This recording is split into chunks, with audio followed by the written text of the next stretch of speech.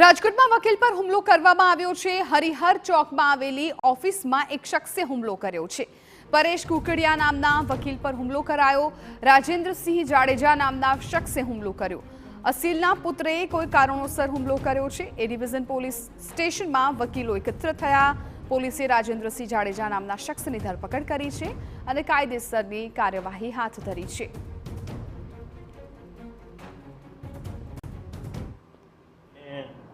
વારસાઈનું certificate બનાવવાનું હતું એક અસીલનું, તો એના એક દીકરાએ જે વિરોધમાં તો એને વકીલને ના પાડી હતી કે તમે આ વારસાઈ સર્ટિફિકેટ નહીં બનાવતા, અને એમાં પછી આ વકીલશ્રીએ જે એના અન્ય સભ્યો જે 3 છે, એના માતા અને એના ભાઈ ને એનું વારસાઈ સર્ટિફિકેટ બનાવ્યું। તો એની ઓફિસે આવી 7 વાગ્યાના સુમારે અને ધોળકિયા સ્કૂલ પાસે બાલાજી હોલ ખાતે અને ઝપાઝપી કરી અને એને ઝાપટ મારી અને મારી નાખવાની ધમકી આપી। આ બાબતનો ગુનો આજે દાખલ થયો છે। કોર્પોરેશનમાં એક સોગંદનામું રજૂ કરવાનું હતું, એના માટે મને એના નાના ભાઈ બ્રિજરાજસિંહનો ફોન આવ્યો અને મને વાત કરી એટલે મેં એને આજે સાંજે 3 જે મિલકતના માલિક હતા એને મારી ઓફિસે બોલાવ્યા હતા।